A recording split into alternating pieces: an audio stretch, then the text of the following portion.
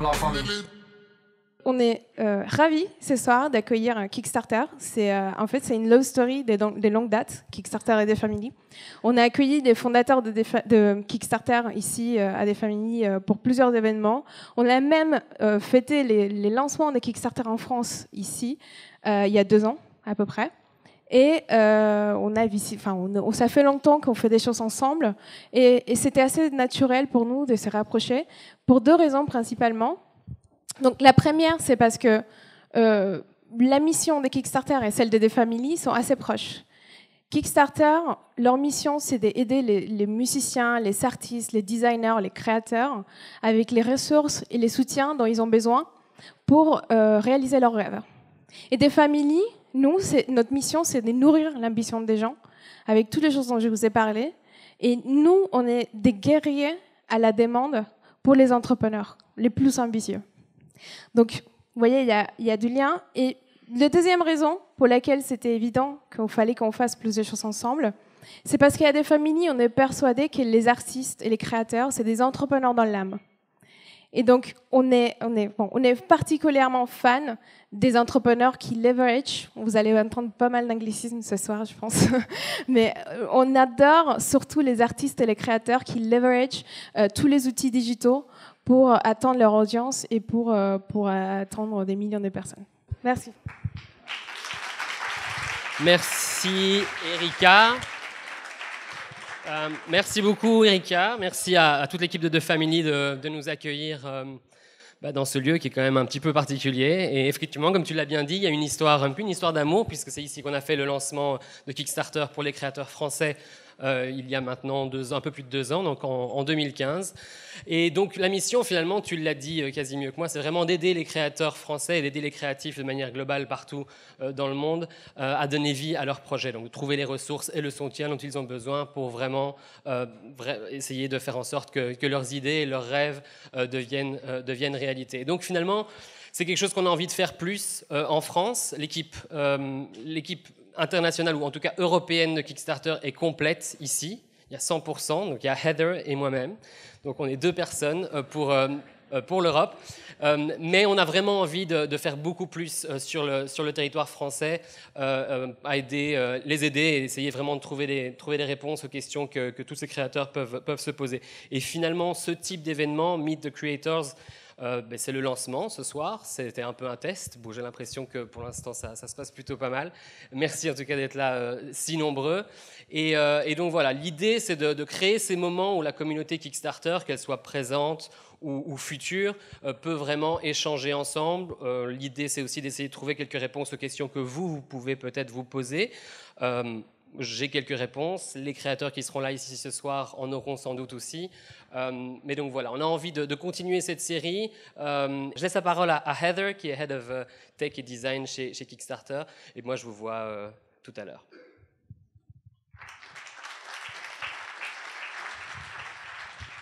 Bonjour, je vais parler en anglais pendant 2 minutes. See, my French is terrible. I was going to do the whole thing in French, but I wanted to take the opportunity to introduce myself as well and say hello to you. As Christophe says, my name is Heather Corcoran, and I oversee the design and technology communities on Kickstarter for Europe. So I'm based in London, and my job really is to kind of hop around the continent, connecting with creators at maker spaces, incubators, accelerators, and that sort of thing. I often say it's my job to kind of see the future. I get to see all the really cool new things that are coming to Kickstarter. Kickstarter is, of course, a place for creative projects, but our definition of creativity is quite expansive. So, of course, that's art and film and music. Those are thriving, important categories. But we also consider, video games, technology, design as, important creative act. Nobody, I think, knows that better than tonight's keynote speaker. It's Oscar Limit. Oscar Limit is a rising star, a young designer who is capturing the potential of Kickstarter in his work. His main project on Kickstarter, called Moon, is one of our all-time favorite projects. It not only captured our attention, but of course also the attention of the MoMA Design Store, where it's on sale now. He's based in London. He has also been a tutor for design products at the Royal College of Art, a prestigious university.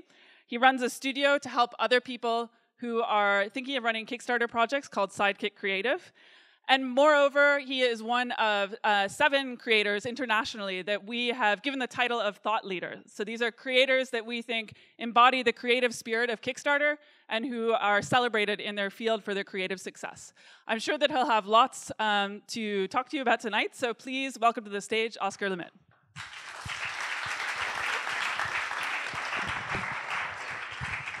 Hello everyone. Thanks a lot Heather for the really nice introduction. Bonjour tout le monde, je suis français, donc je vais le faire en français apparemment. Je vais peut-être mélanger quelques mots en anglais, je suis désolé. Donc je suis français, j'habite à Londres et je vais surtout parler de mon projet Moon, mais surtout donc je suis designer industriel à la base et j'ai mon studio à Londres et en fait que j'ai lancé après mes études au Royal College of Art. Et en fait je vais surtout parler de comment je vois la plateforme Kickstarter vraiment avoir un impact hyper important sur le design et pour tous les entrepreneurs qui veulent lancer des projets design ou technologie. Donc, from project to product, en fait, c'est vraiment, pour moi, c'est un truc super important, c'est comment Kickstarter, pour les designers, aide à lancer quelqu'un à lancer un projet et le faire devenir un produit, qui pour moi, ça a une énorme différence entre un projet et un produit. Donc, comme Heather l'a expliqué, j'ai un studio qui s'appelle Sidekick Creatives et on est 7 dans l'équipe. On est des photographes, des filmmakers, des designers industriels et graphistes et on aide en fait d'autres gens à lancer leur Kickstarter. Et je vais expliquer d'où est venu le projet, mais c'est pas vraiment le sujet de ce talk. Je vais surtout parler de mes travaux. Donc ça, c'est un peu les campagnes qu'on a faites sur Kickstarter, les campagnes avec les designers et artistes qu'on a aidés à lancer.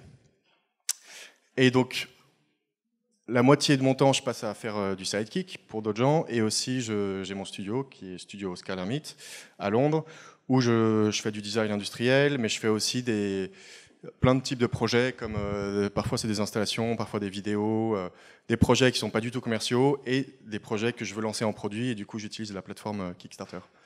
Un des derniers projets que j'ai fait récemment, c'était par exemple le clip de Flavien Berger, 88888888. Il m'avait demandé en fait il m'a dit je fais un nouvel album et je demande à des amis de faire un clip et il m'a donné le clip, il m'a donné la direction du clip 88888888. Est-ce que quelqu'un l'a vu ou pas? Ok, donc je sais pas si vous savez, mais en fait la vidéo est filmée en fait avec une caméra qui est attachée sur une perceuse. C'était un projet que j'avais fait il y a 8 ans et en fait j'ai développé pour ce clip. Donc l'idée c'est que l'objectif de l'appareil photo est fixé sur le centre de la perceuse. La vidéo fait 24 images par seconde et je fais tourner la perceuse à plus de 24 tours par seconde. Du coup on a des effets assez psychédéliques et en fait je filme tout ce qui bouge. Et du coup ce qui est intéressant c'est que là la partie design c'est que j'ai redesigné un appareil photo, une caméra pour pouvoir filmer à 1800 tours par minute. Donc ça, c'est des projets qui ne sont pas du tout commerciaux, vraiment. Mais moi, ce qui m'intéresse vraiment en tant que designer, c'est les choses de tous les jours, c'est les objets qu'on utilise, c'est les systèmes qui sont utilisés. Et quand je suis tuteur au Royal College dans la section design, en fait, ce que j'essaye d'expliquer aux élèves, c'est que les produits sont vraiment la manifestation physique des systèmes qui nous entourent. Et donc, ça, c'est une photo de Clapton, juste à côté de mon studio à Londres. Et on pourrait passer des heures à discuter sur la photo parce qu'il y a énormément de systèmes qui sont tous interconnectés. Et c'est hyper important de comprendre que les produits font partie de systèmes qui sont tous connectés les uns avec les autres. Et du coup, ce que j'aime beaucoup, c'est jouer avec eux. Et par exemple, ça, c'était un projet que je continue à essayer de développer, c'est jouer avec un outil qui est utilisé partout dans la vie de tous les jours, qui est par exemple le jaune fluo. Donc en Angleterre, surtout, toutes les personnes qui travaillent dans la rue sont obligées de porter du jaune fluorescent. Les ouvriers, comme les pompiers, comme les policiers, etc. Mais bien sûr, les cyclistes peuvent acheter des vêtements jaunes. Et l'idée, c'est de jouer avec... ça, c'était un projet, c'est plus des recherches, mais pour moi, c'est vraiment du design. C'est jouer avec ces codes-là et voir ce qui se passe quand je porte une veste fluorescente et si je peux en fait l'utiliser pour d'autres fonctions. Donc là, par exemple, j'avais réussi à travailler avec des ouvriers pendant 10 minutes. Et si je prends exactement les mêmes habits, mais je suis bien habillé avec une cravate, un pantalon noir, etc., et que je reste devant à Trafalgar Square, en fait, je deviens une sorte d'autorité. Je suis pas la police, je suis rien, mais en fait, les gens me voient comme de l'autorité et du coup me demandent de prendre des photos d'eux, etc. Et bien sûr, si je me mets devant un poste de police, là, il y a de l'ambiguïté, mais c'est super intéressant. Bref. On retourne sur ma photo qui est à côté de mon studio, avec tous les systèmes, etc. Et ce qui me passionne vraiment, c'est vraiment les objets du quotidien. Et comprendre en fait ce qui nous entoure, comprendre les systèmes, comprendre pourquoi est-ce qu'un designer a donné une forme à cet objet-là. Et j'ai fait une exposition à la Biennale de Saint-Étienne en 2015 qui s'appelait No Randomness. Et en fait, elle expliquait tous les objets qu'on utilisait et expliquait pourquoi un panneau stop est octogonal ou pourquoi les seaux à incendie ont le bout rond, pourquoi tous les pistolets en jouet ont le petit bout orange qui est le Pantone 152 et c'est pas une autre référence. Pourquoi on mange tous des œufs en barre sans le savoir, pourquoi la feuille A4 fait 21 par 29,7. Il y a une vraie raison pour ça, et c'est pas le chiffre d'or. Et donc voilà, donc c'était une exposition No Randomness qui était à la Biennale de Saint-Étienne, et depuis elle a beaucoup tourné, elle est passée à Londres, mais aussi en Estonie, en Belgique et en Pologne. Et pourquoi je parle de ça? Parce que en fait, ce qui m'intéresse vraiment, c'est essayer de développer mes propres projets, les mettre en tant que produit. Et bien sûr, quand on a notre propre studio, ce qui est difficile, c'est de trouver des clients et d'essayer d'être commissionné pour faire des objets. Ça, c'est ma photo de graduation au Royal College of Art. C'était un de mes meilleurs... les 2 ans que j'ai passé au Royal College of Art ont été les 2 meilleures années de ma vie à Londres.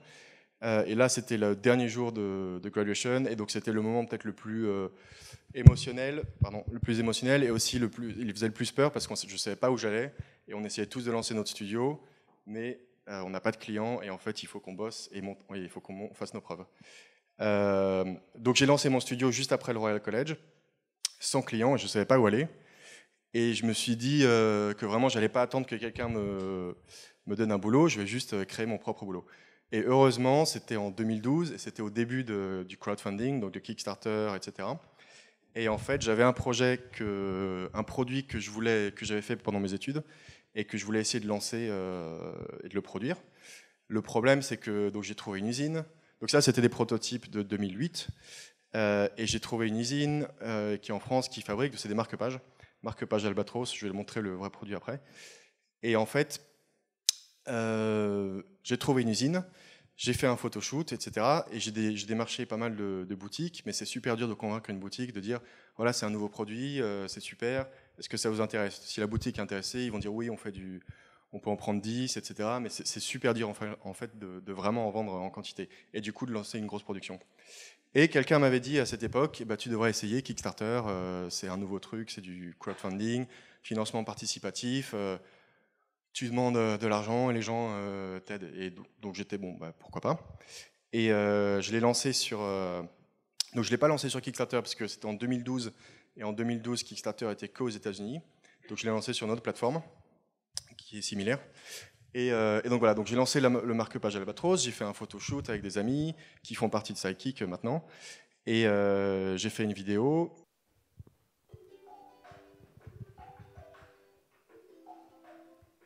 Donc c'est une feuille de papier polypropylène que vous collez en première et dernière page de votre livre.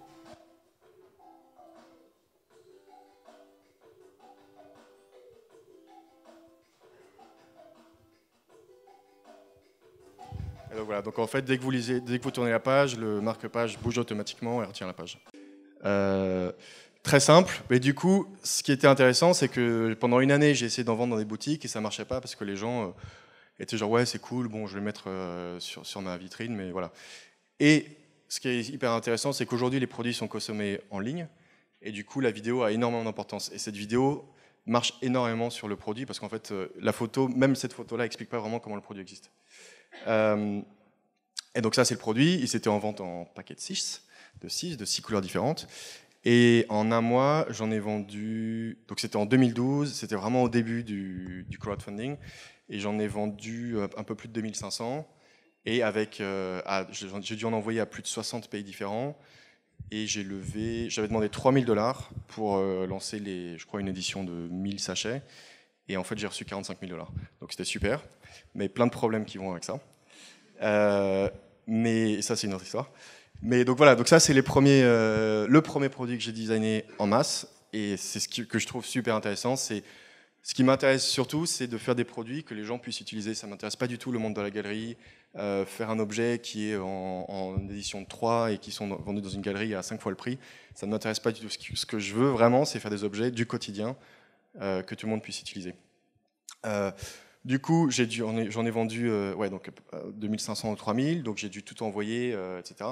Et ce qui est super intéressant, c'est qu'en fait, en l'espace de 1 mois, avec cette campagne, je suis passé de juste diplômé sans beaucoup d'expérience à un business qui marche et qui a des ventes. Il y a les boutiques qui me contactent.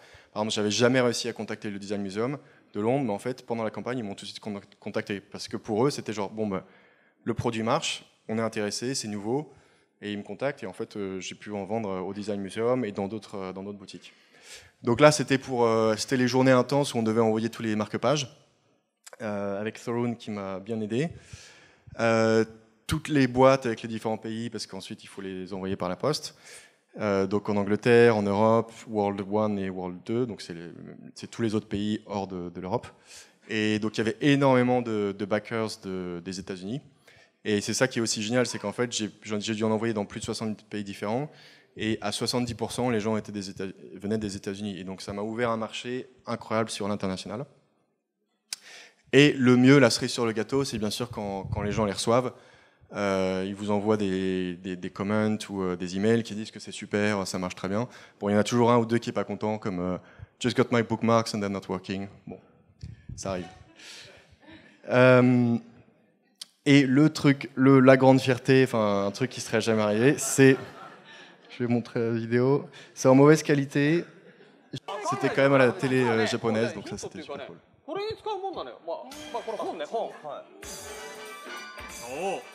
これは本に使う超便利なもの。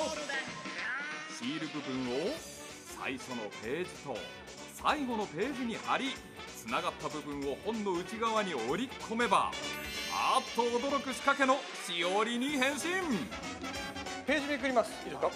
ページをめくるとしおりが自動的についている。すげえ。これついている。 Merci. Donc ça, c'était vraiment un petit moment de gloire où c'est juste super, quoi. Avec le dinosaure dans le fond, etc. Donc ça, c'est un produit qui est vendu, que je vends sur mon site, que je vends dans des boutiques, qui est distribué. Et c'est un produit complètement abordable, c'est 5 € le sachet, etc. Au même prix que les marque-pages normaux dans les boutiques. Après, j'ai aussi envie de faire des produits qui sont un peu plus ambitieux et qui sont à un autre coût et qui ont des concepts un peu plus, qui vont un peu plus loin. Et c'est des produits qui seraient plus dans le monde de la galerie, mais c'est pas du tout un monde qui m'intéresse pour beaucoup de raisons. Et c'est là où en fait Kickstarter est incroyable, c'est que comme vous avez la chance de pitcher n'importe quoi, en fait vous pouvez pitcher n'importe quel projet et si ça marche, eh ben, vous faites le projet. Et vous pouvez pitcher des projets qui sont pas du tout, qui à la base ne pourraient jamais être produit si Kickstarter ne vous aidait pas, si Kickstarter n'était pas là.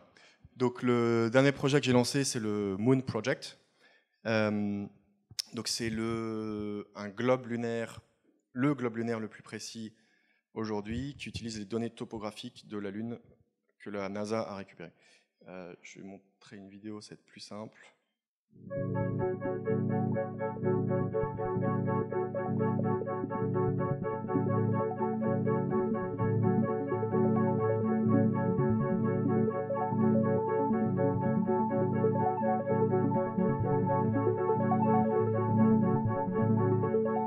Hi, I'm Oscar, and this is Alex and Peter, and we want to present you Moon. Moon is the first and most accurate three-dimensional lunar globe, featuring all its craters in precise detail. Moon was created using data from NASA's Lunar Reconnaissance Orbiter mission, combined with advanced engineering and careful craftsmanship in mold making. The result is a stunning 1 to 20 million scaled, topographically accurate replica of the Moon, revealing its craters as the light moves around, casting dramatic shadows across its surface. Moon has 3 modes. The manual mode, allowing you to rotate the sun yourself, setting the lunar phase that you would like to see. The demo mode lets you observe a synodic month in just 30 seconds. And last but not least, there is the live mode. It synchronizes itself with the current position of the real moon. Discover famous landmarks like Tycho Crater or Clavius, and get to see the sun rising over the dark side of the moon for the first time ever. I'm a designer and artist based in London, and I work on all sorts of projects, such as product design, photography, video, and installations. This project started 4 years ago when I came across high-resolution photographs of the moon gathered by NASA. I figured that with the right data, I could piece together a detailed 3D model of the moon. The Institute of Planetary Research kindly gave me access to their huge database, and I spent countless hours translating their images from 2D to 3D. Eventually, I was able to create a file to print a 3D model from, which was used as the master copy for a mold. I even took a job with expert mold makers to learn the craft and create the most detailed cast.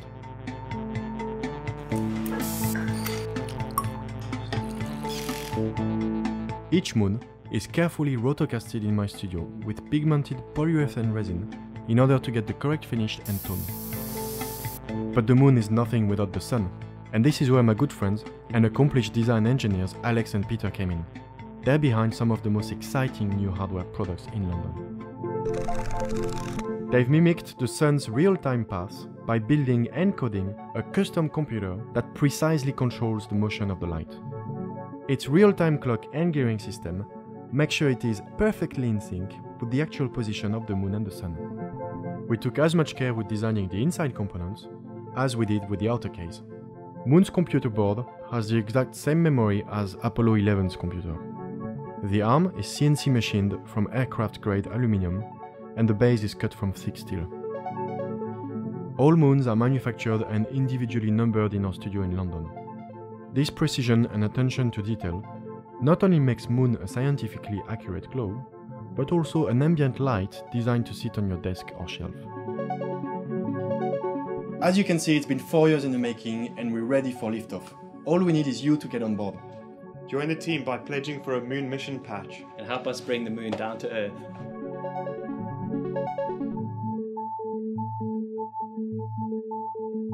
Merci. Merci. Donc voilà, la vidéo a bien expliqué le truc. C'est un objet, donc c'est beaucoup plus ambitieux que le marque-page Albatros. C'est pas du tout fait avec une seule usine, mais on a une trentaine d'usines. Tout est fabriqué en Angleterre et on a tout assemblé chez nous, ce qui était la grosse erreur qu'on aurait dû éviter.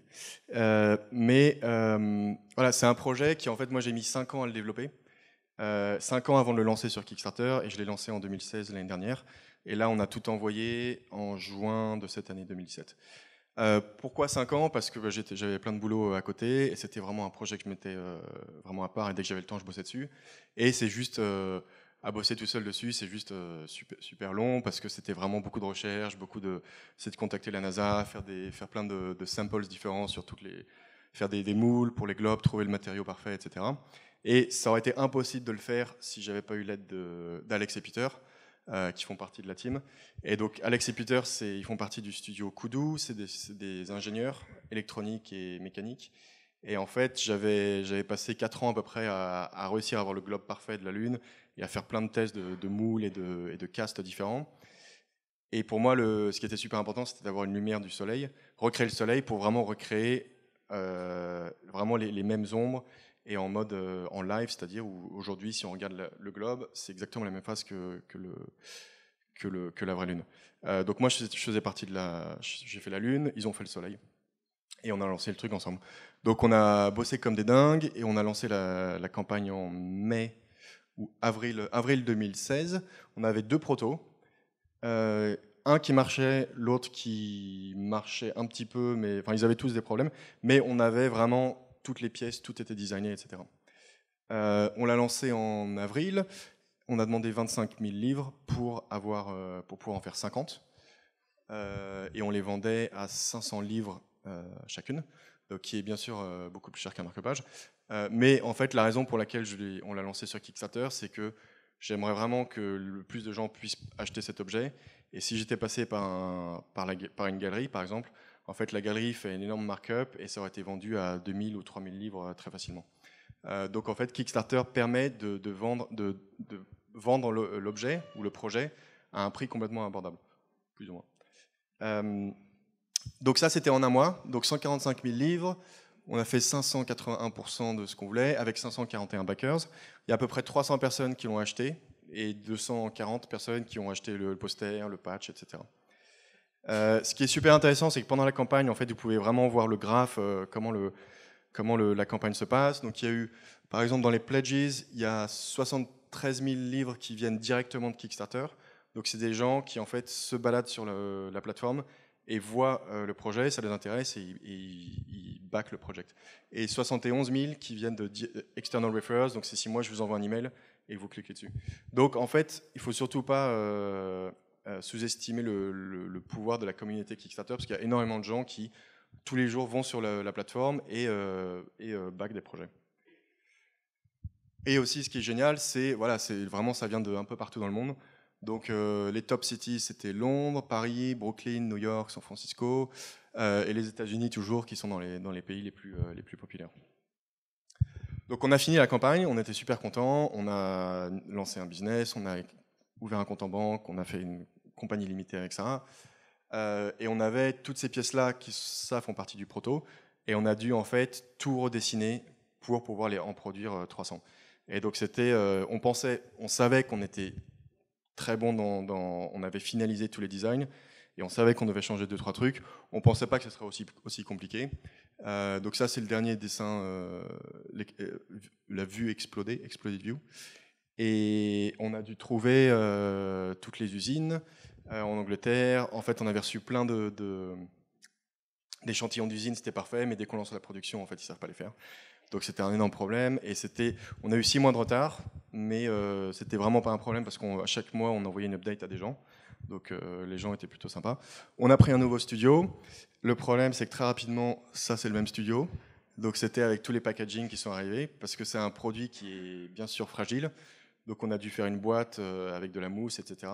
Et on a eu tout de suite des gros problèmes d'espace. Et voilà, ce que je disais, c'est que le truc qu'on ne refera pas, ce qui est sûr, c'est qu'on a tout fait faire et on a tout assemblé chez nous, parce qu'on disait que ce sera plus simple et à 3 on peut le faire rapidement. Le problème qu'on n'a pas pris en compte, c'est là on en assemble 300, mais en fait on a un problème d'espace, il y a un problème de poussière, il y a un gros problème dans le sens, si cette étagère se casse la gueule, on perd tout. Donc c'était les choses à éviter. Donc, là c'est en assemblant les lunes.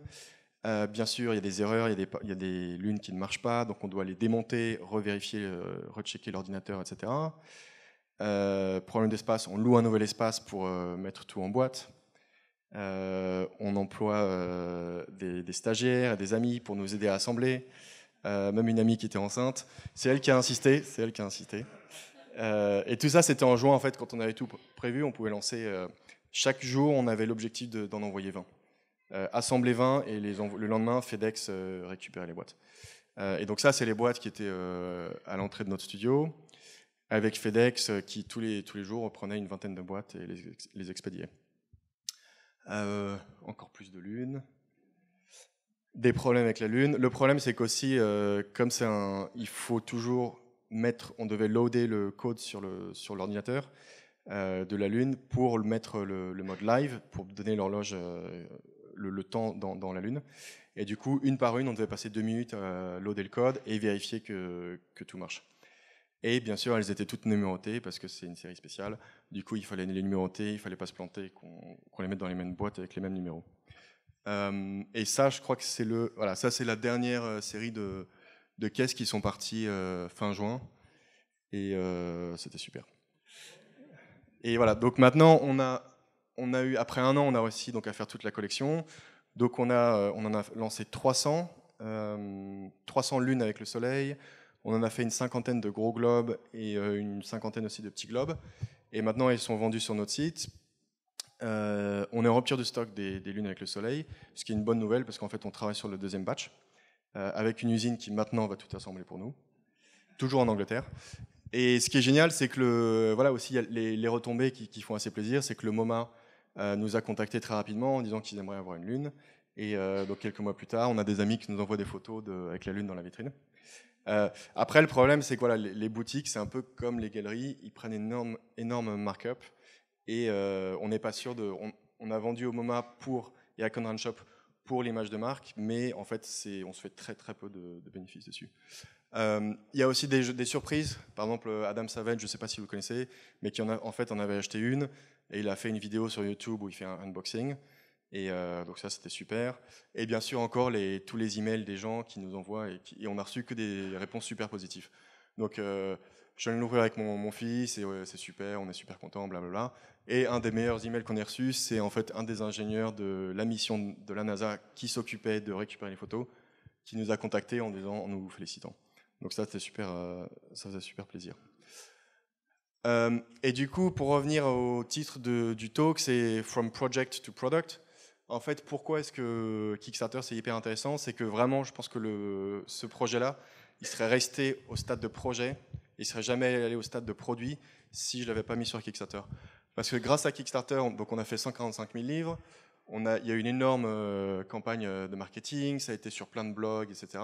Donc il y a plus de 300 personnes qui ont acheté une lune, plus de 500 qui ont backé le projet, c'est en vente au MoMA, au Conrad Shop, et maintenant on fait le deuxième batch, qui sera normalement prêt en novembre, si tout va bien. Et surtout, que je trouve hyper important, c'est qu'on a pu le vendre à 500 livres sur Kickstarter. Maintenant, on le vend un peu plus parce qu'on faisait un prix promo sur Kickstarter. Donc, on le vend à 780. Et en fait, ce qui est génial, c'est que le Kickstarter, c'est que c'est une campagne qui est en ligne.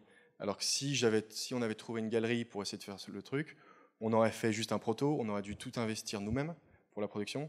On aurait sûrement fait 6 ou 12 pièces parce que ça coûte beaucoup trop cher et c'est trop risqué.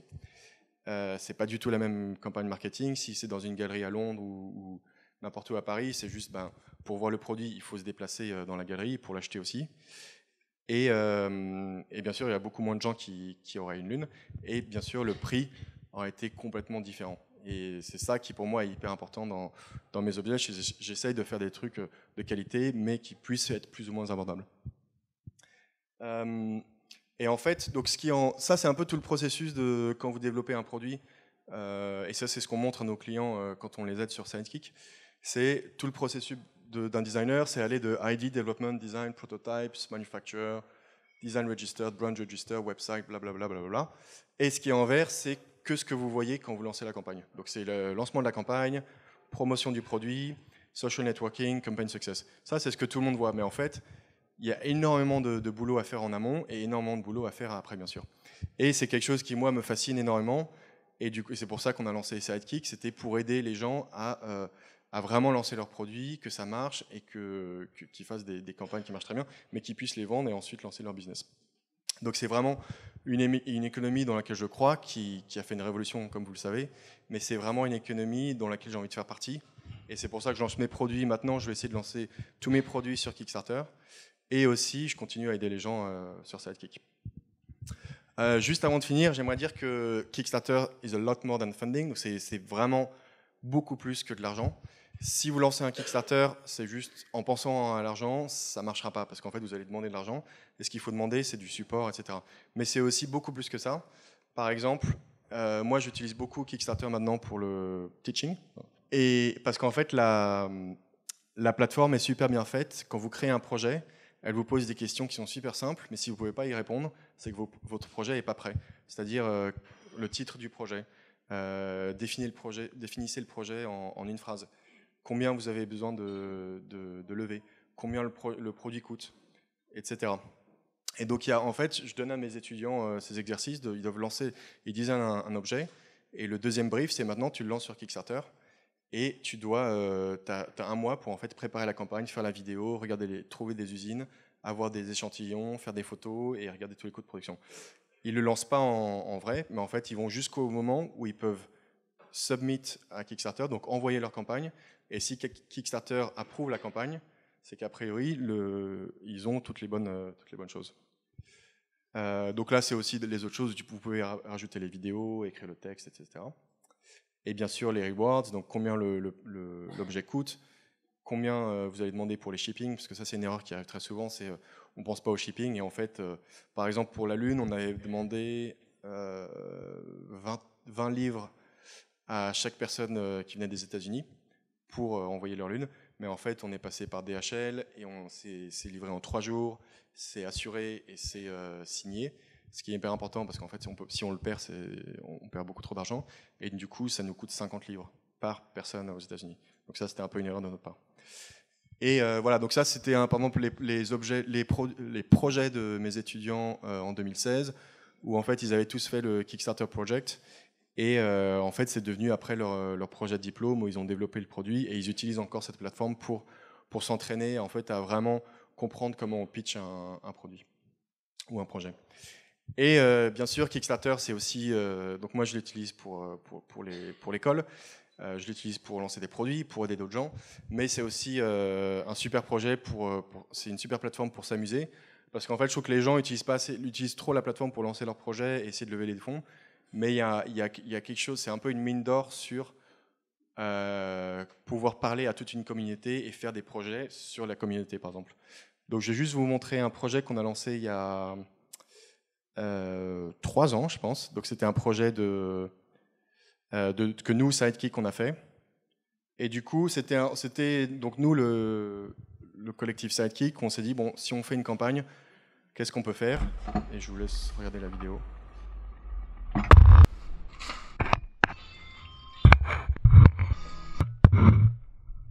Hi, we have an idea that we want to turn into a project. It's about food, cooking, sharing recipes, and the people involved. We want to use crowdfunding, not for funding, but for the crowd. To make a book of everyone's recipes. It is simple. Just pledge £1 and share your favourite recipe with us.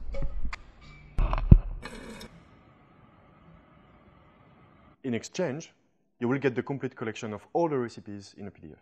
The exciting thing about the project is we don't know the content yet. Who knows how many recipes there will be? 50? 500? 5,000? Or we may get 100 recipes for chocolate cake. Of course, it's not going to be the most sophisticated cookbook ever, but that's not the point. The point is to explore the potential of crowdfunding. We hope you like it. And you'll be part of it. It's all up to you. Voilà, donc ça c'était un projet, donc comme vous l'avez compris, on a essayé de lever 10 pounds et on a réussi à les avoir assez rapidement. Et c'était juste, en fait, on demandait, il n'y avait qu'une seule pledge, c'était 1 pound. Et si vous nous donnez 1 pound, vous nous donnez une recette et ensuite vous recevez un PDF avec toutes les recettes de tout le monde. Pas imprimé bien sûr parce que ça aurait été impossible. Et on a réussi à lever 1925 livres avec 1318 personnes. Du coup, ça a fait un livre de... Ensuite, tout le monde n'a pas répondu et on avait du problème Enfin, on a lancé un questionnaire, les gens ne répondaient pas, ils étaient en vacances. À la fin, on a eu 866 recettes par 758 personnes de 51 pays. Donc c'était super marrant. C'était horrible de juste récupérer toutes les données parce qu'il y avait plein d'unités de mesure différentes et les gens répondaient pas ou voulaient changer. Mais ce qui est super marrant, c'est que là on a un PDF avec voilà, donc 800 recettes, des recettes qui ont l'air super bonnes avec des bonnes photos, etc. D'autres qui sont juste un peu spéciales, qu'on n'a pas essayé. Et voilà, et des trucs super sympas. Et ensuite, bien sûr, on regardait un peu les stats, c'est ça qui est drôle, c'est donc qu'il y a eu 13% d'entrées, 44% de plats principaux, les condiments, moutarde, mayo, tout ça, c'est 2,5, 19% de dessert, 12,3 de gâteaux, et 7,9 de autres qu'on ne pouvait pas classifier. La recette qui met le plus de temps à cuire, c'est 12 semaines. Et il y a eu une seule personne qui a donné une recette pour des sushis. Donc voilà, bon appétit. Merci.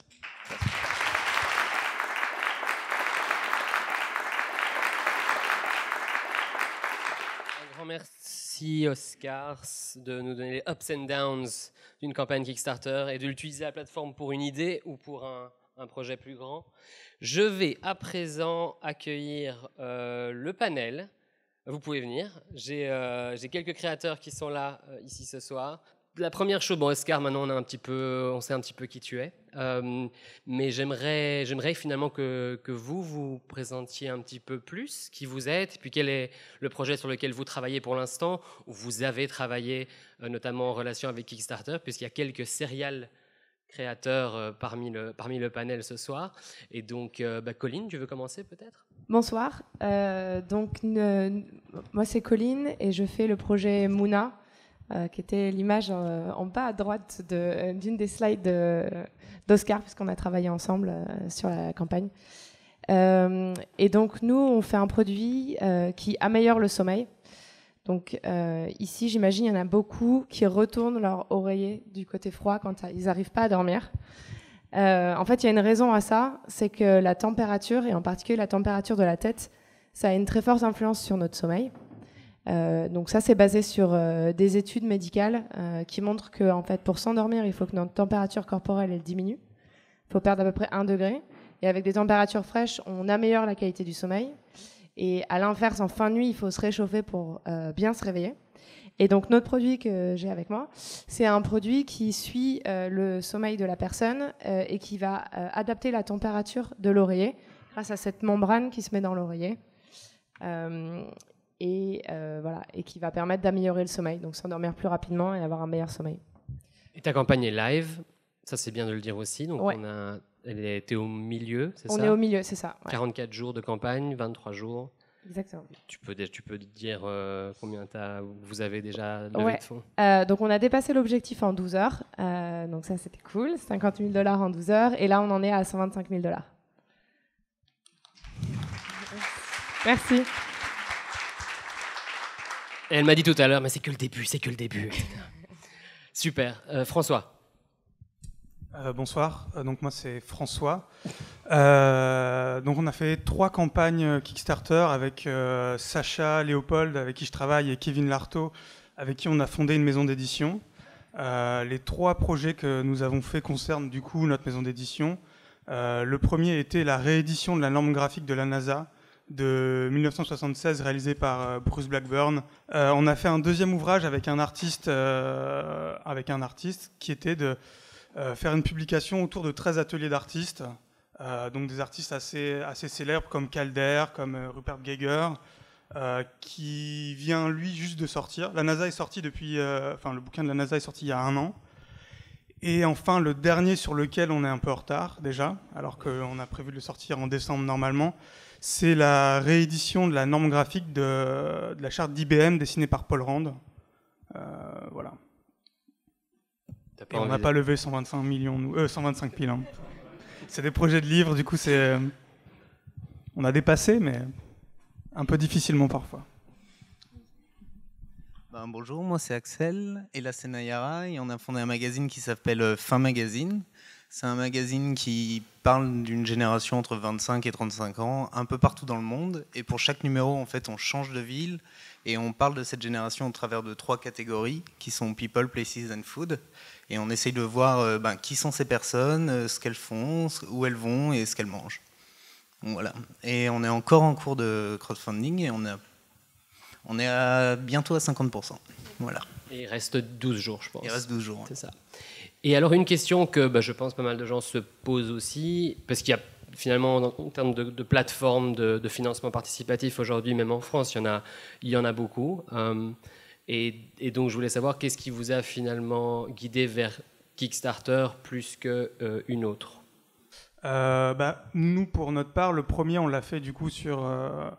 Avant ça, comme on est graphiste et qu'on travaille plutôt dans le milieu culturel, on est habitué à essayer de trouver des montages financiers pour réussir à faire les projets. Et on fait le graphisme d'une revue qui traite de l'art contemporain dans le centre France, et qui, pour financer sa refonte graphique, a fait appel à KissKissBankBank, parce que c'est un projet très français, et du coup ça allait très bien. Et nous, comme c'était un projet sur la NASA, qu'on avait des envies aussi de le vendre, même s'il était traduit en français, on voulait le vendre ailleurs qu'en France, parce que on proposait un prix de vente à 20 € l'ouvrage, ce qui est très peu par rapport au format et au nombre de pages.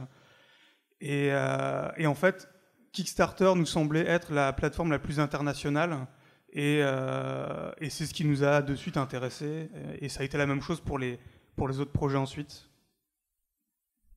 Ouais, je te rejoins complètement sur ça aussi, sur le côté international.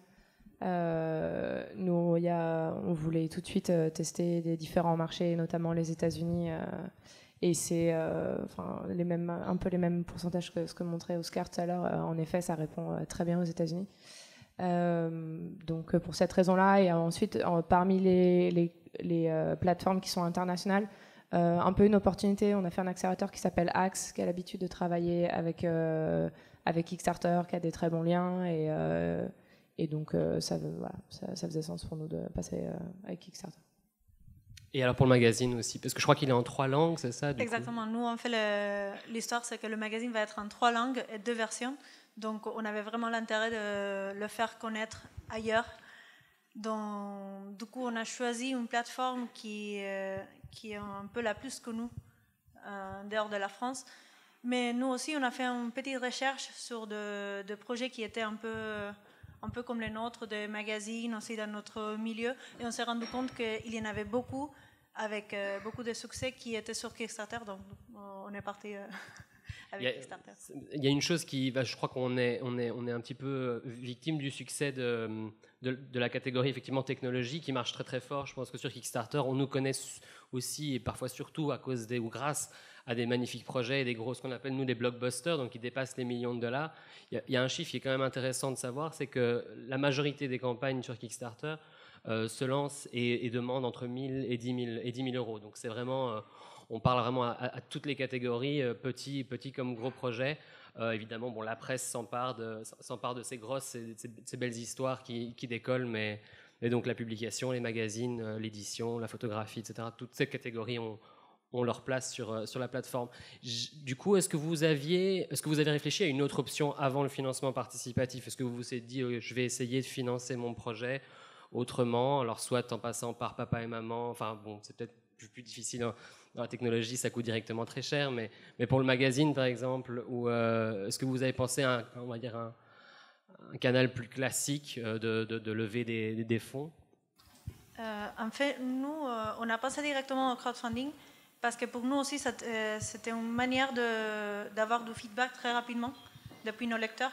Et ça, c'était très important pour nous de pouvoir avoir une réponse assez rapide de si le projet marchait bien, si les gens aimaient notre idée.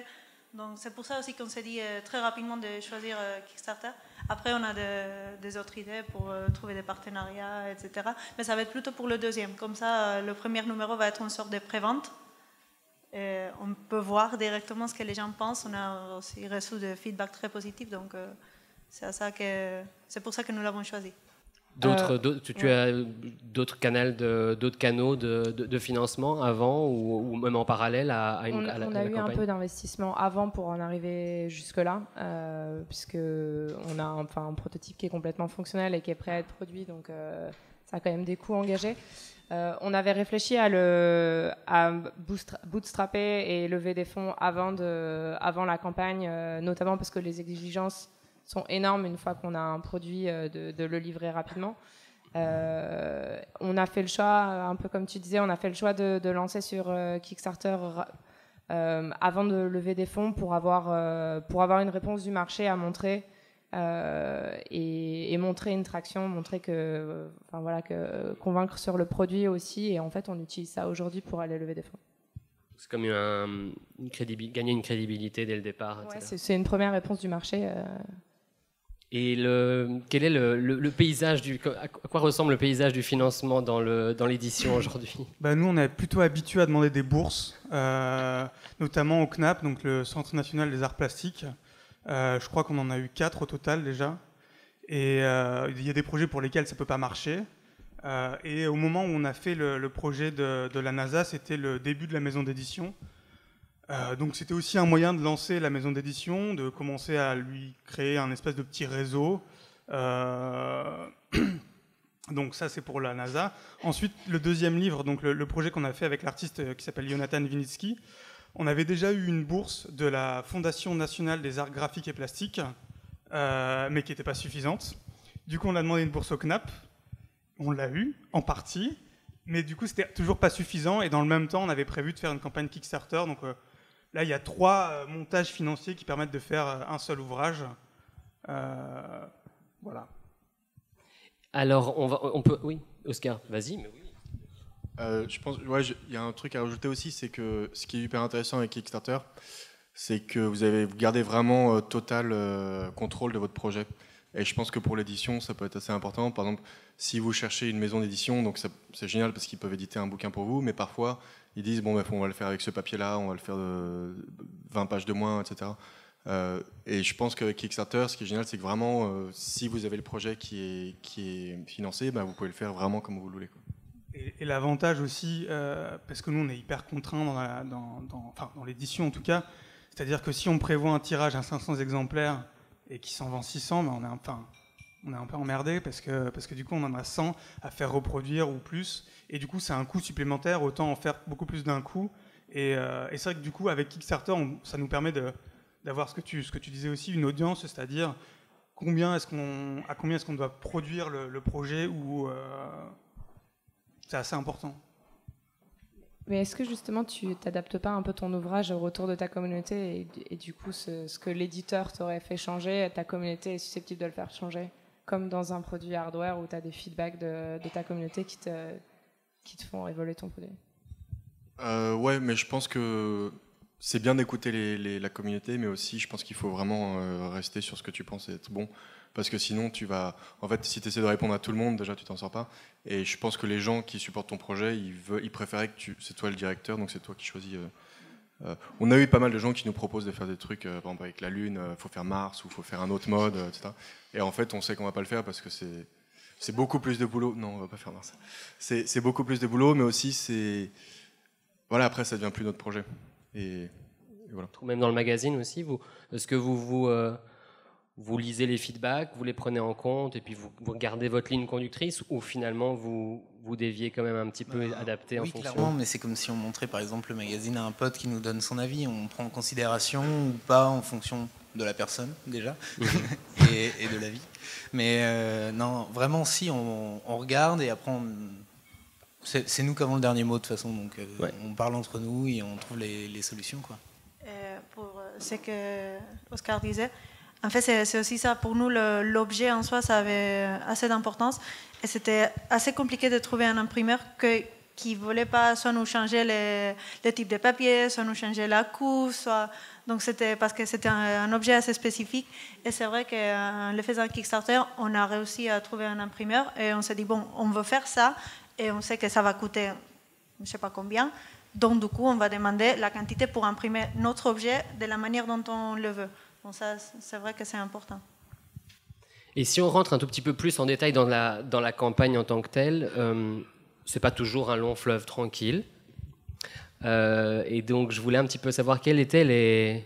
c'est même pas encore fini pour une partie d'entre vous, mais quels sont les challenges et quelles sont peut-être les choses, pour ceux qui l'ont déjà fait, peut-être Oscar et François, quelles sont les choses que vous savez aujourd'hui que vous auriez aimé savoir à l'époque? Le faire comprendre le produit.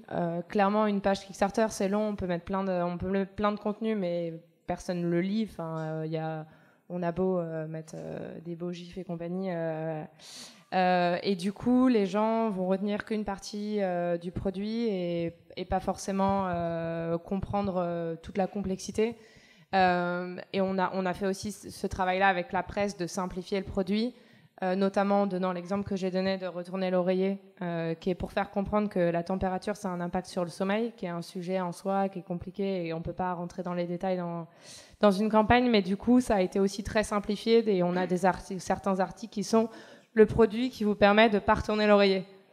Non, il y a un peu plus que ça, quoi. Donc, donc un challenge autour de faire comprendre le produit. Il y a un bon exercice aussi, j'imagine, de pouvoir se dire, ok, le simplifier, comme tu avais dit aussi. Nous, on savait que ça allait être sportif et tout ça, sauf que si on avait un conseil pour des personnes qui sont en plein milieu de la campagne, c'est de préparer le maximum de choses en amont, parce que ça nous prend quasiment toute la journée. Préparer des images, écrire des textes, envoyer des mails, répondre aux commentaires et tout ça, et en fait ça prend beaucoup de temps, et du coup si on n'a pas très bien tout préparé à l'avance, ça devient vite fait très compliqué, mais après c'est intéressant quand même. Vous trouvez vraiment généralement quand on regarde ce qu'on appelle la funding curve d'une campagne, etc., souvent effectivement au milieu, eh bien, il y a un petit plateau. Et puis généralement à la fin, ça reprend. Et donc, quand tu rencontres généralement des gens juste au milieu d'une campagne, effectivement, ça peut être un peu. C'est intense, mais après on a eu des bonnes surprises. On essaie de multiplier les partenariats pour essayer de relancer ça. On fait par exemple des tirages au sort pour gagner des places dans des festivals de musique, des choses comme ça. Donc après c'est intéressant parce que les partenariats, ça nous a permis de rencontrer aussi d'autres personnes pour faire ça, quoi. Ça c'était cool. Et du coup, alors Oscar et François, qu'est-ce que vous savez aujourd'hui que vous auriez aimé savoir à l'époque, avant de se lancer? Que c'est hyper long à faire, mais vraiment très très long. C'est-à-dire que c'est des fois des travails de plusieurs mois simplement pour même pas faire le projet, mais communiquer, savoir quelle image utiliser, comment faire la vidéo et en parler à tout notre entourage. Parce que ce dont parlait Oscar tout à l'heure, c'est que il y a une grosse communauté sur Kickstarter, mais en fait, si dès le début, tous vos amis ne sont pas déjà au courant qu'il y a cette campagne, la communauté Kickstarter ne va pas prendre, parce que du coup, il n'y a personne qui va regarder ce projet. Et il faut que déjà, il y ait un noyau proche qui lance les choses, et ensuite, la plateforme fera le travail ou non. Mais donc, il y a ça. Et deuxième chose, c'est les frais de port. Ouais. Ouais, non, je suis complètement d'accord. Je pense les gens ne s'en rendent pas forcément compte, mais c'est énormément de boulot. Et votre projet, idéalement, il est déjà fini. Idéalement, vous finissez votre projet et ensuite vous le lancez sur Kickstarter. Donc, en fait, vous passez tout votre temps à bosser sur la campagne. Parce que préparer une campagne, c'est un projet à part entière. Et en général, nous, on dit avec les gens avec qui on bosse, ça prend 2 à 3 mois pour vraiment prendre le temps de lancer la campagne. Parce qu'il faut vraiment distiller le projet, essayer de le comprendre, qu'il communique bien, etc. Et le conseil que je dirais vraiment, c'est si vous êtes tout seul, c'est hyper difficile. Et donc, si vous êtes tout seul sur un projet, essayez de le faire avec un ami. Et vous êtes 2 sur le projet parce que c'est beaucoup trop de boulot et il faut avoir un avis extérieur à chaque fois. Il faut que quelqu'un voit le projet et dise mais attends, mais ça c'est quoi, je comprends pas. Pour vraiment pour que ça marche et pour vraiment que tout le monde puisse comprendre le projet facilement. Et un dernier conseil qu'on ne suit pas forcément nous-mêmes, il faut être très présent durant la campagne et une fois que la campagne est réalisée, pour donner des nouvelles, dire comment ça se passe, pourquoi est-ce qu'on est éventuellement en retard ou non. Parce que justement les backers sont vachement en demande de ça. D'être transparent au niveau de la communication avec eux et d'essayer d'être régulier. Rendre des comptes, quoi. Ouais. Moi j'avais une question pour Oscar. Ce que tu nous as pas dit à la fin, c'est est-ce que tu as réussi à gagner de l'argent avec ce projet? Alors, grosso modo, oui. Ce qu'il faut savoir, c'est que donc là, par exemple, sur la Lune, on est très content, c'est qu'on a fait appel à personne, dont on n'a pas eu d'investissement extérieur, ni rien. On a réussi à tout produire avec l'argent qu'on a reçu de Kickstarter. Et on est super fiers de ça parce qu'en fait, on s'en est sorti. Et il nous a resté un peu d'argent. On ne s'est pas payé pendant 1 an. Enfin, on ne se payait pas avant. On ne s'est pas payé pendant 1 an où la campagne s'est finie pour développer le truc parce qu'on avait peur de si on commence à se payer, après on n'aura plus d'argent et là, c'est vraiment la catastrophe. Et du coup, on a tout envoyé en juin. Donc le projet est entre guillemets fini. Le projet Kickstarter est fini. Et il nous est resté un peu d'argent. Et en fait, donc là, on commence à se payer. Pas beaucoup, mais on se paye parce qu'on dit qu'on ne peut plus bosser si on ne se paye pas. Mais on réinvestit tout pour la deuxième production. Donc là, on fait une production de 100 lunes. Et on a vraiment tout remis dedans pour faire ça. Après, le truc, c'est qu'il ne faut vraiment pas... ce que je disais, c'est si vous pensez à Kickstarter, on va sur de l'argent. En fait, c'est pas ça le truc de Kickstarter. Le truc de Kickstarter, c'est je vais faire un projet et je vais utiliser Kickstarter pour pouvoir le financer. Et l'argent, le profit que vous faites, en général, c'est avec le stock que vous avez. Donc, par exemple, sur les produits ou sur les livres, etc. C'est en fait la campagne, vous avez levé, 10 000 euros. Vous devez envoyer 200 produits. Il vous reste rien en cash, mais il reste 300 objets en stock. Et c'est là quand vous les vendez, c'est du profit entièrement parce que de toute façon tout a déjà été financé.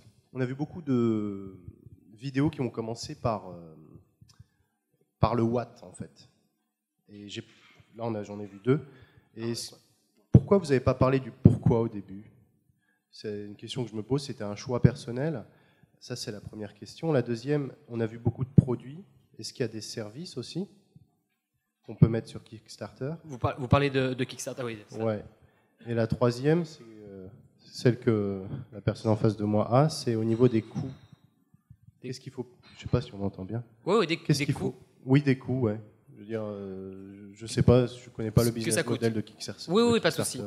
Bah, moi, je peux répondre juste par rapport aux questions sur Kickstarter. Au niveau des coûts, le modèle est assez simple. Le Kickstarter prend 5% sur les campagnes qui sont entièrement et intégralement financées. Donc, c'est un modèle de ce qu'on appelle le tout ou rien, c'est du all or nothing. Et donc, les campagnes qui n'arrivent pas à lever leurs fonds, il n'y a personne finalement, il n'y a aucun échange d'argent qui se crée et qui se fait. Donc 95% des fonds reviennent aux créateurs. On ajoute à ces 5% 2 à 3% pour la plateforme de paiement. Nous, on utilise Stripe. Et donc ça c'est le seul coût qu'il y a par rapport à Kickstarter. Il y a tout à fait la possibilité de proposer des services sur Kickstarter. On voit effectivement, c'est quelque chose qu'on voit beaucoup. Je pense que c'est quelque chose qui fonctionne très bien au niveau des produits, que ce soit des produits technologiques, des gadgets, etc. C'est quelque chose qui fonctionne, mais je pense que c'est aussi, une fois de plus, la presse s'en empare et c'est quelque chose que les gens ont l'habitude d'acheter, l'innovation, etc. C'est quelque chose qu'ils ont vraiment envie de... Ça marche juste très très bien et très très fort. Mais on voit aussi des services, quelques apps sur Kickstarter. Les applis qui marchent le mieux, notamment, ce sont souvent les applications qui invitent à la création. Une fois de plus, on a une sorte de multiplication de la création, où dès que tu as une appli qui invite, que ce soit une appli photographique ou une application par rapport à des couleurs, par rapport tout ce qui est pour aider les artistes marche assez bien sur Kickstarter. C'est un tout petit peu plus compliqué, plus difficile, parce qu'effectivement après tu as des contributions, tu dois trouver des contributions par rapport à ça. La plupart des apps sont gratuites aujourd'hui, donc ça c'est par rapport au service sur Kickstarter. Merci. Pour la question du what, c'est en fait vous pouvez faire n'importe quelle vidéo. Tout le monde fait des vidéos. Tout le monde ne lance pas des campagnes avec des vidéos forcément. On n'a pas besoin de lancer une vidéo dans la campagne pour lancer un Kickstarter. Après, c'est sûr que la vidéo communique beaucoup mieux que simplement du texte ou des photos. Nous, par exemple, quand on lance des campagnes, ou moi pour mes propres projets, oui, en général, les 5 ou 10 premières secondes, c'est tout de suite, on voit ce que c'est, parce qu'en fait, les gens sur Internet ont très très peu de patience, et d'ailleurs, on peut le voir, quand vous avez votre campagne qui est live, vous pouvez voir le pourcentage de personnes qui regardent la vidéo entière, et c'est ridicule, c'est 30% des gens la regardent en entier. Donc en fait, il faut aller direct au but et dire, bon, voilà, c'est quoi? C'est un globe lunaire qui fait ça. Et après, dans les vidéos, très souvent, on explique pourquoi. Mais ça, c'est quand la personne est déjà intéressée par le projet, ils vont regarder toute la vidéo, et c'est ah ouais, comment il a fait ça, etc., etc., etc. Je pense que c'est essayer toujours d'aller droit au but, distiller le projet. Et si on avait commencé par pourquoi, il faut attendre 1 minute ensuite pour voir que c'est un globe lunaire et qui fait des trucs. Est-ce que les campagnes de pub sur Facebook ou sur Instagram qui renvoient vers la page Kickstarter, est-ce que ça fonctionne? Est-ce que c'est utilisé? Et quel budget éventuellement si vous l'avez testé? Des campagnes de publicité payantes, on parle de Facebook Ads. Ah bah là, je ne peux pas trop dire parce qu'on a très peu essayé. Mais sinon, la communication en général, Facebook et Instagram, ça marche super bien. En fait... pas presque toutes nos contributions parce qu'on a quand même beaucoup de gens qui arrivent directement sur le projet, mais beaucoup de monde vient directement de Facebook ou d'Instagram. Donc là, je ne sais pas avec la... Bon, nos projets sont des projets assez spécifiques, et notamment pour la réédition de la charte graphique d'IBM, on s'était dit que ce serait peut-être pas mal d'intéresser un peu les Américains sur Facebook. Du coup, on avait lancé une campagne de publicité pas très chère. Hein. On n'avait pas non plus tant de budget que ça. Je crois que c'était aussi pour tenter, voir ce que ça pouvait donner. Je crois qu'on avait mis 40 € pour voir. Et en fait, on s'est retrouvé avec une quarantaine de likes mexicains, alors qu'on demandait aux États-Unis.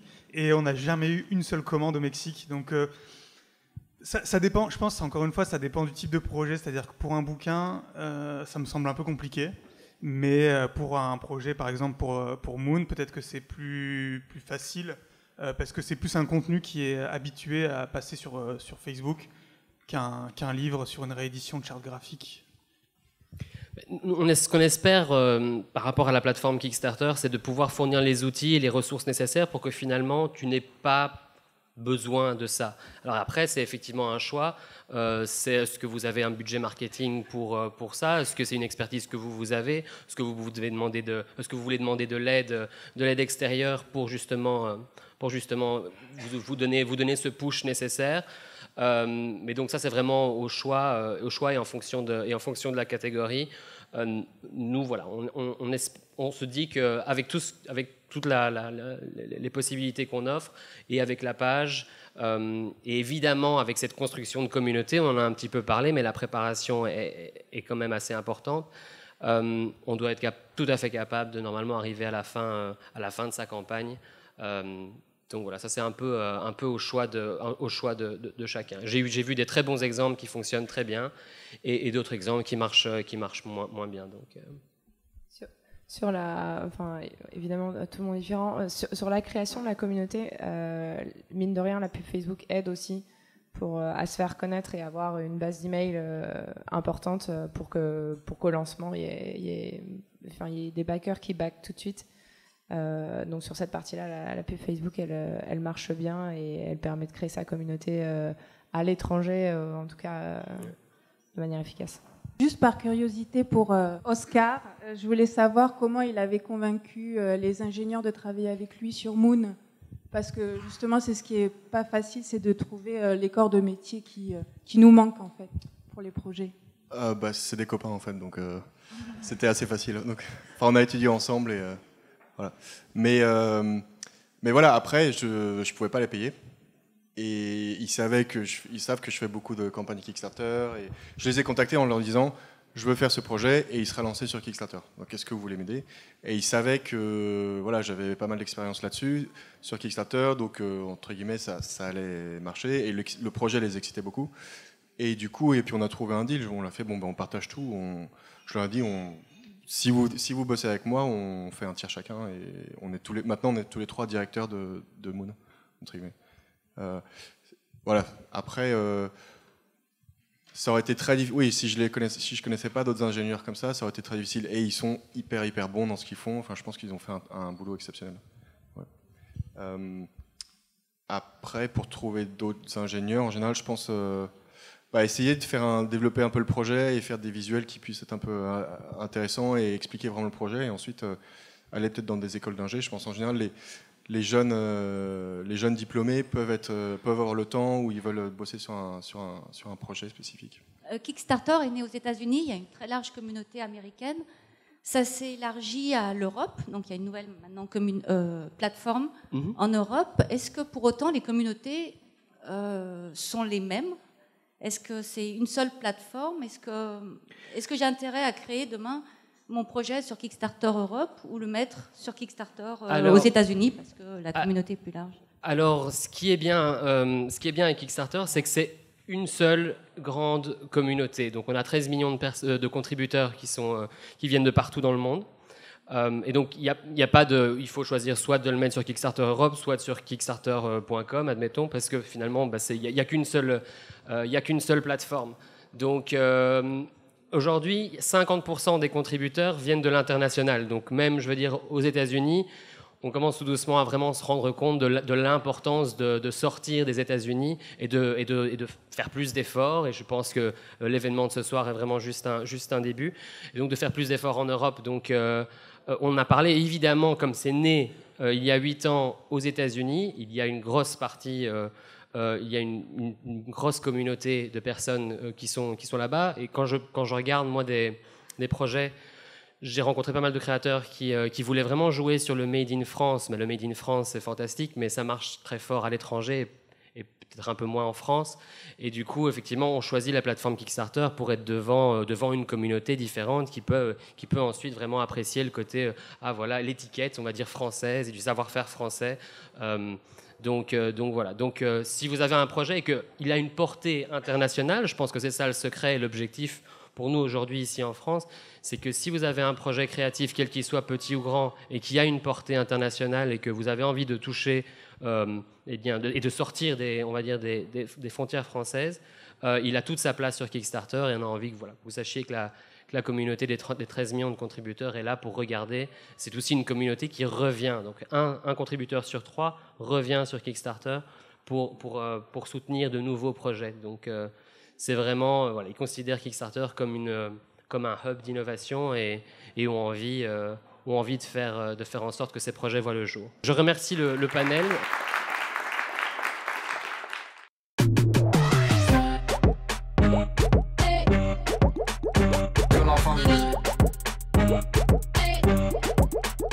Good life on me.